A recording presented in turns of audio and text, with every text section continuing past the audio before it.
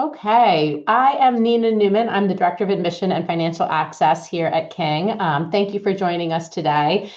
This is a really important topic to us. As most of you know who are joining us, King has a rigorous academic program that we're really excited about. And in order to ensure that all of our kids are successful, we have a robust academic support program for students who need a little bit more than the teaching, the attention from the teachers, the small classes, and all the other parts of the King education that have all students access all the time. So thanks for joining us today. I'm going to turn it over to my colleagues who are going to introduce themselves, and then we'll jump in with the program.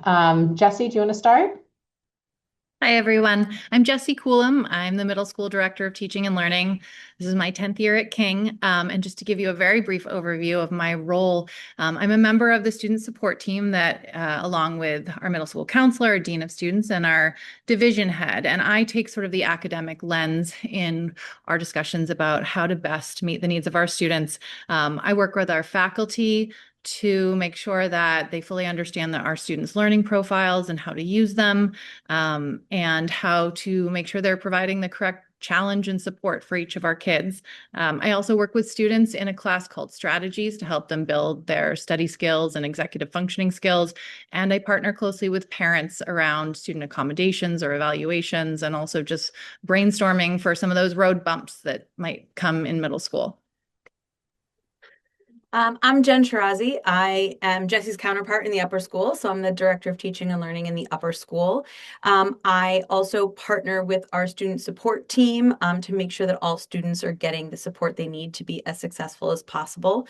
I do a lot of work with parents to make sure that I fully understand their children. I do a lot of work with teachers to help teachers understand the different academic needs that students may have. Sometimes that is support, and sometimes it's a little bit of a push. And I do a lot of work with students directly to help them understand themselves as learners and to help them become stronger self-advocates as they go through high school and prepare for what comes next. I also teach strategies. We'll get more into that in a few moments. And work with students both in a group and one-on-one to make sure everyone is really getting the most out of what we have to offer at King. Thank you both very much.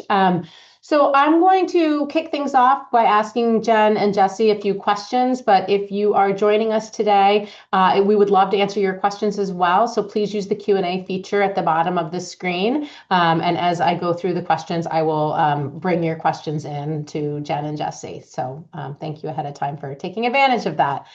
Jesse, could you just start with an overview of the Middle School Strategies program? You mentioned it in your introduction, but if you could dig a little deeper there, that would be great. Of course.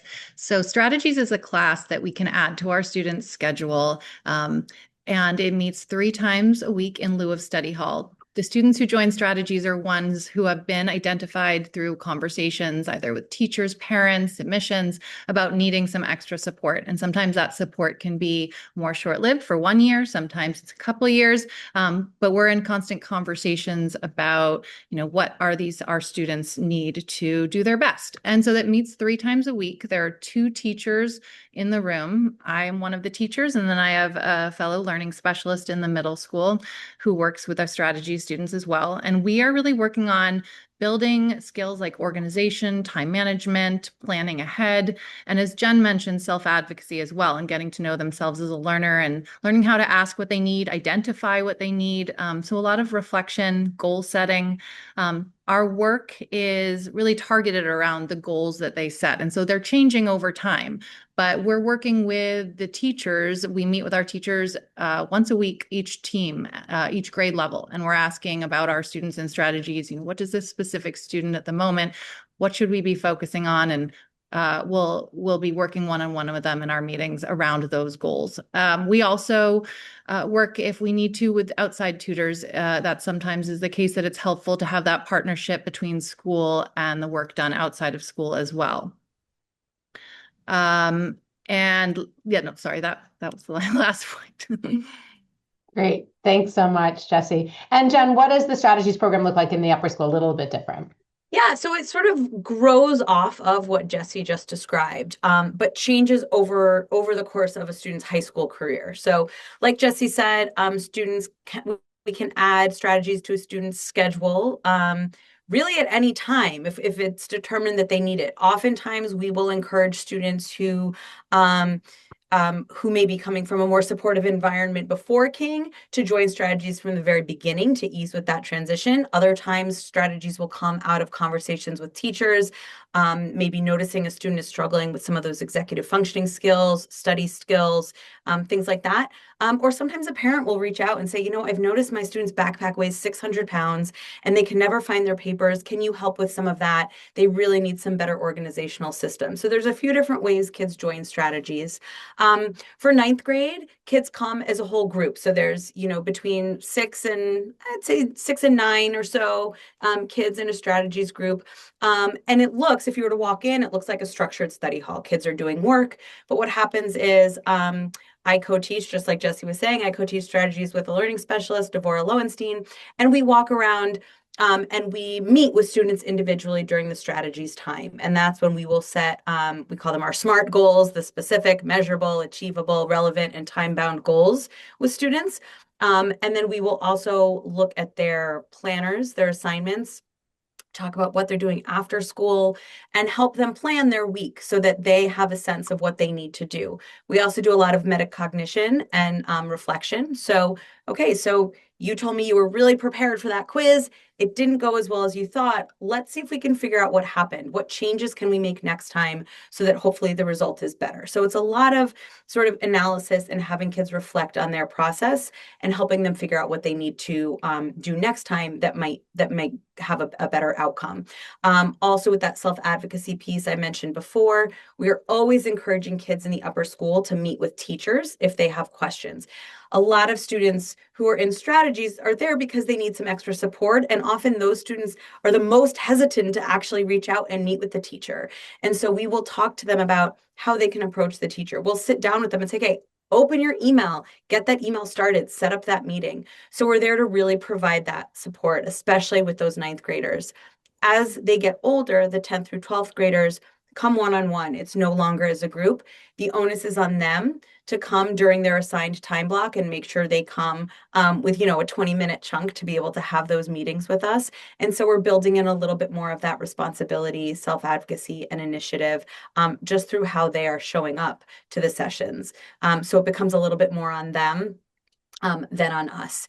And also, as Jesse was saying, we will partner with outside tutors, make sure that we are helping tutors communicate with teachers so that everyone is on the same page about what a student is working on and where we want to push them, where we think they need more support. Also, in the upper school, we have a third person on our team who is, she works with kids who maybe need a push in an area in which they are really strong. So kids who we know could be excelling and may need that challenge. Sometimes they sort of need help with the executive functioning and need a push in those areas of strength. But it is, instead of looking at the support side, it's really looking more at where their strengths are and how we can have them really excel in those areas and push those skills a little bit more. Thanks, Jen. That's a great clarification because I do think we often think of support as areas of weakness that need to be strengthened. But I think at King, we do such a great job of also identifying areas of strength that could be enhanced. Sticking with you for a minute, Jen, could you talk about the types of accommodations we can offer at King and what are the ones that we often see requested or that we might see in an evaluation that we can't accommodate in a family, either we're not the right fit or would need to seek outside support? Yeah, sure. Mm-hmm. So all of the accommodations that we provide come from evaluations from a qualified clinician, right? So sometimes kids are coming to us with an evaluation from their school district, a public school district. Sometimes students have gone through a private neuropsychological or psychoeducational evaluation. Sometimes there's speech and language evaluations, although by the time we get to the high school level, that seems less common. But so when we have those evaluations done by those qualified clinicians, we look at those recommendations and the accommodations, and we incorporate what we can. And that is most of them, to be honest. Most of the ones that we are seeing we are able to manage. So we have students who get extra time. I'd say most of the students with extra time get 50% extra time, but we do have some students with 100% extra time. There's often accommodations for a separate, quieter testing location. We can provide that. Computer use for written assessments. That is also a really common one, although it has become a little tricky with navigating the world of AI, and how we make sure that kids are sticking with their own work and not tempted by, like, the sort of outside AI influences. It's an ongoing conversation. We could have a whole nother webinar on that. We have students who have language waivers who have come to us with a recommendation that they defer or don't take a language. That's also a little bit more of a conversation, but that is something we do honor after we talk about it a little bit. Kids can have access to a 4-function calculator. They can be limited to just having one final exam per day. We do exams and finals in the springtime only. And they can have written copies of verbal directions. Those are all accommodations that are really easy for us to provide. Sometimes, though, there are accommodations in there that are really hard for us to provide, and so we aren't able to do that. Some of that is just the time, the people, and to be honest, sometimes those accommodations are just more than really would work here in terms of what the expectations are for that academic rigor that Nina was talking about before, right? So we don't provide like one-on-one readers for all test questions. Teachers will reread directions out loud and clarify directions, but we will not read a whole test out loud for a student. We currently are not having kids record classes. We will sometimes a teacher will record notes, or students can record parts of classes, but we're not allowing kids to just record entire classes. And there's a very common recommendation for copies of class notes. And this one is a little tricky. It's not that we don't allow it, but we don't require teachers to prepare written out notes for every single class, because different teachers run their classes differently. And so it's just not always consistently available. We will buddy students up with another student so they can take notes or share notes, and they can sort of cross-reference what notes they took in class. Teachers can provide an outline for note taking, but we don't really just hand over copies of teacher notes for students. And so all of those things, they're just not accommodations we offer. It's really important that if your student does rely on those things, that you let us know about that in the admissions process, so that we can talk to you about alternatives, whether there's outside support that they can rely on. We have some really great tutors that work with kids on writing, on note taking, on all of those things, right? So maybe it's something a little outside support would help. And so it's really helpful for us to know that in the admissions process, and so that you don't have your student come here and us say, actually, we can't do that, right? Like, we don't want anyone to feel in the dark. We want you to know right away if we feel like we have the right supports for your student. So through that process, the more you can share, the better that is for us to make a determination, but also the better that will be for your student once they arrive at King, that you will know what would be available to them. And we always are happy to sort of talk about what accommodations they've had and how that might change also in high school and what that might look like. Thanks so much. Jessie, I think one thing that both kids and parents are concerned with when they start talking about academic support is maybe being embarrassed about requiring those extras. So could you speak a little bit to the stigma that students might feel either getting extra help from teachers or enrolling in our strategies program? Yeah, that's definitely something that I pay close attention to. I think at King we do a wonderful job. There's very little, if I would say no stigma around joining strategies or getting help, but that's because of a very intentional process that we go through. We know that in general, it's quite normal in middle school and high school too to worry, does asking for help mean I've done something wrong? Or does it mean that I'm not smart enough? And so our teachers do so much to celebrate the small steps that students take to learn how to be the best learner they can be. We send out positive updates for students who do come after school for extra help. That's whether it's a student in strategies or not. That's something we're going to celebrate. Students who take the time to go to Math Kingdom.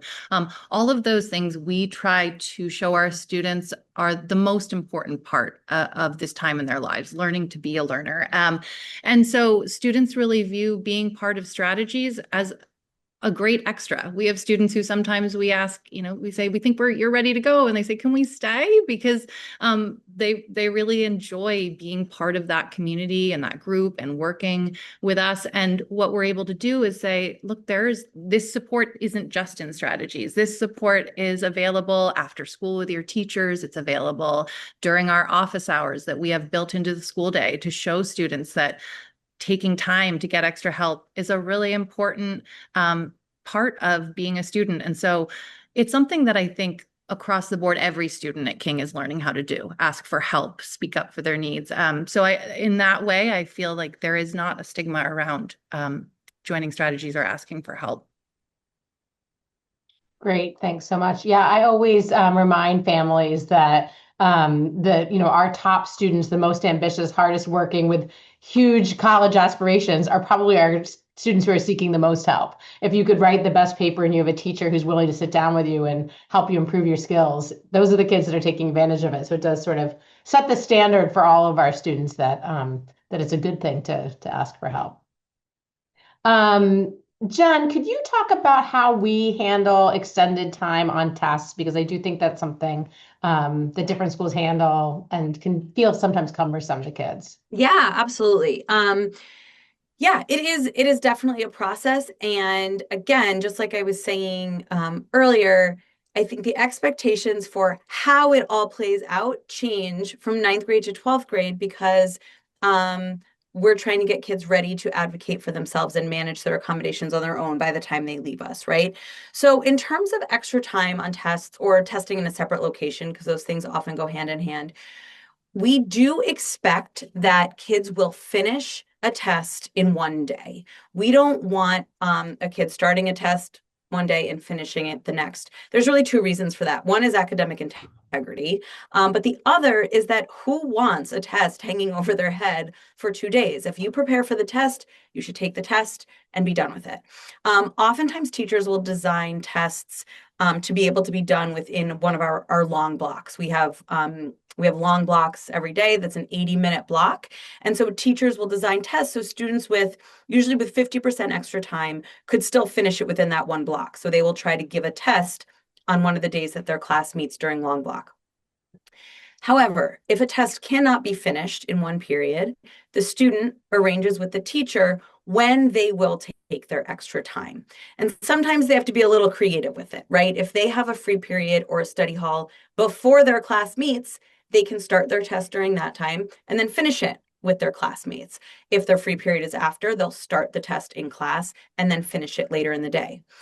Some students really want to take it all in one sitting and they don't want it to be broken up, and they can arrange with a teacher then to take it during one of their free periods during long block. Maybe that's on a different day than the rest of the class is taking it, but if they really feel like they perform better if they're sitting and taking it all at once, they can do that.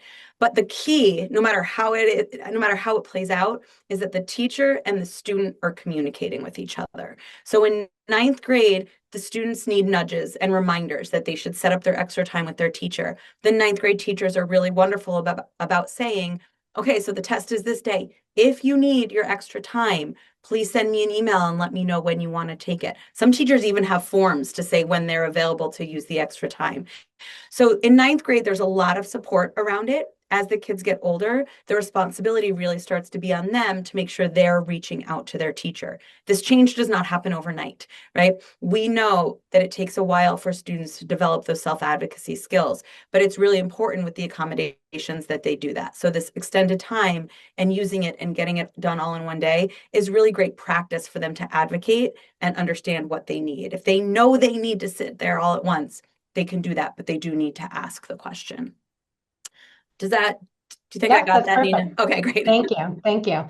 So this is the last question that I had prepared. So those of you who are joining us today, please consider putting a question in the Q&A feature at the bottom of the screen so we can make sure that you get all the information that you want. Jesse, both you and Jen touched upon the parent-school partnership, but I think it's such an important topic that I was wondering if you could just expand upon, a little bit upon that. Yeah, of course.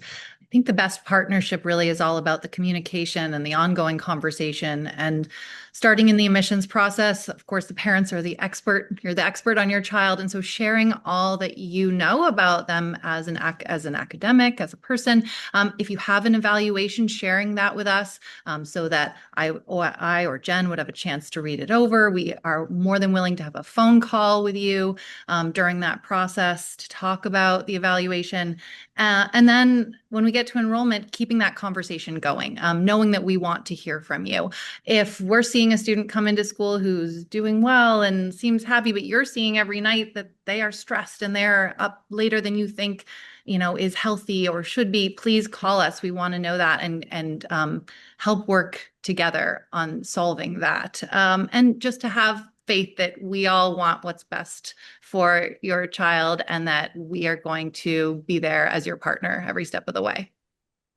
And sometimes that's tricky, right? Because sometimes what's best for your child is to go through a difficult time. And I think one of the things I know that both you, Jesse, and Jen, and the rest of our teams are so skilled at is really trying to assess that. Is this an opportunity for growth, or is this an unnecessary stress that we could actually just take out of the picture and let them focus on areas of growth? But I think sometimes as the parent, that's a little bit challenging. So I appreciate your touching on that.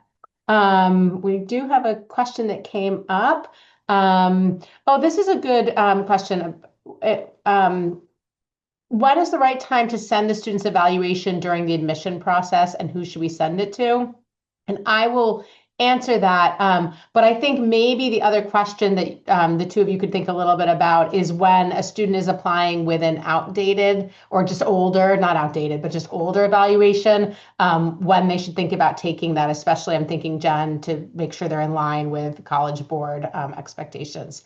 In terms of during the admission process, you can send that directly to your interviewer. So if most of you are meeting with either Aisling or Dana, and they would be happy to take that, and then they put it in a confidential file that only the directors of teaching and learning see. The rest of the admission committee do not see it.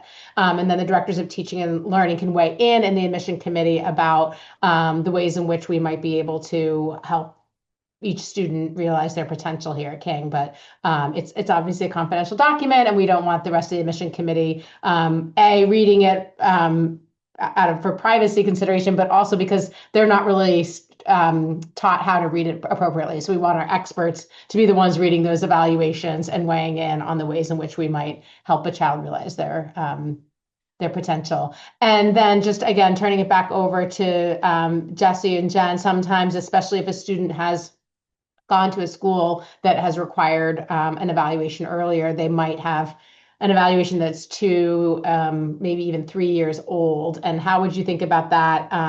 Jen, let's start with you in terms of a 9th grade applicant, and then we can talk, Jesse, about a 6th or 7th grade applicant. Yeah, so when we're thinking about evaluations, sort of the standard is that they expire after about 3 to 5 years. Now, 5 years is a lot. And I feel like if you think about if your child was evaluated when they were 8, 5 years later, they are a very, very different student.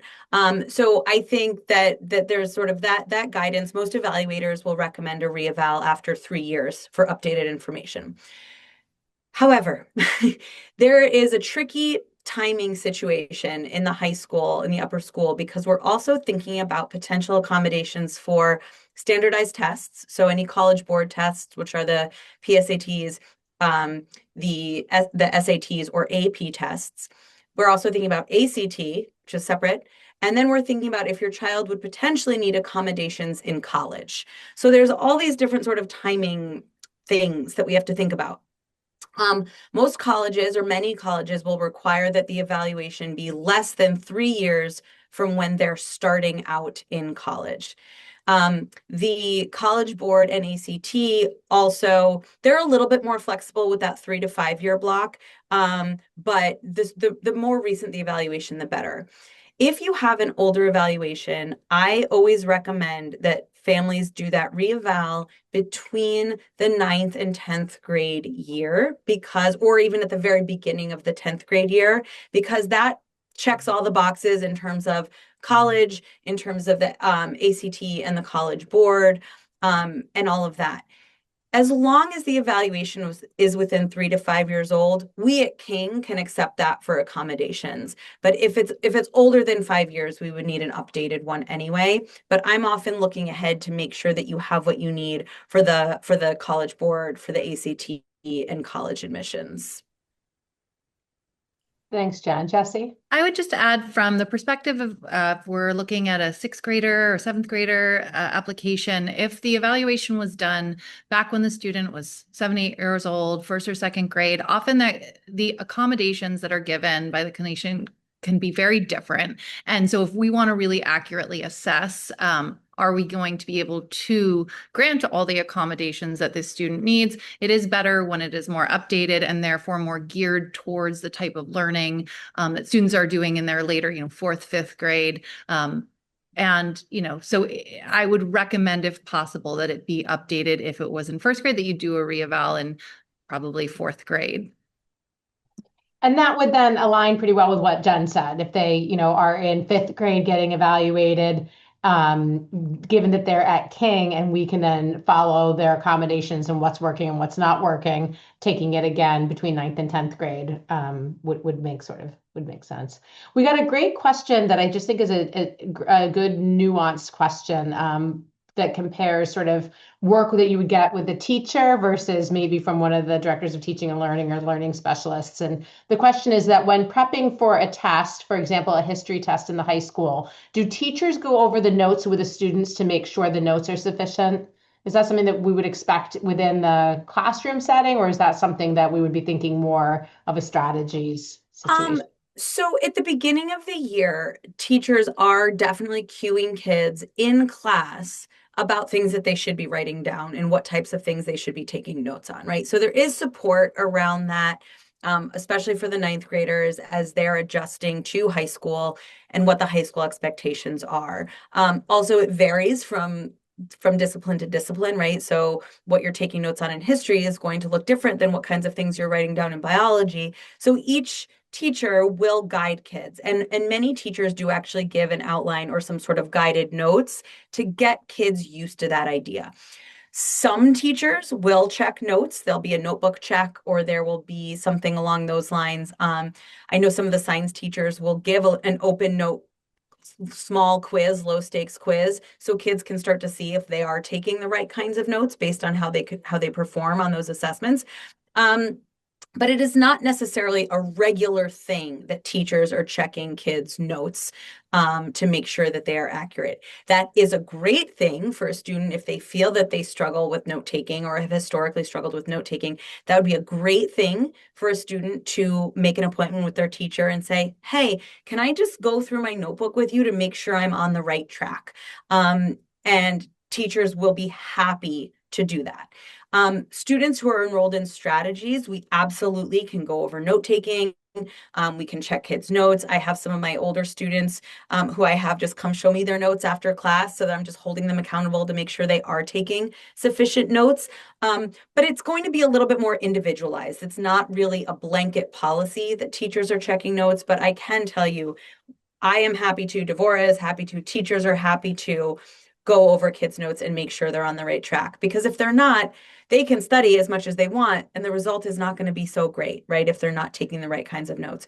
So teachers do, especially in that 9th grade year, encourage kids to really think about their note taking and annotating too. That's another big thing in history and English, which goes along with note taking. How are kids annotating? What are they annotating for? And both history and English will do reading checks where kids can use their annotations. And that's a great way for kids to get feedback about whether they're noticing the right things and taking notes on that. So that's all very guided for 9th graders, less guidance as they get older, which is developmentally appropriate. And seems to be something that I've mentioned a few times because I think we are very conscious of that in the upper school is what we are preparing them for down the road. Thanks, Jen. I want to be respectful of everyone's lunch hour and give you all a little bit of time here. If you had more questions that you didn't get into the chat, please feel free to reach out to me. I'd be happy to either answer them myself or connect you with Jesse or Jen. Thank you so much to both of you for joining us. Thank you to all of our guests for joining us, and have a nice afternoon.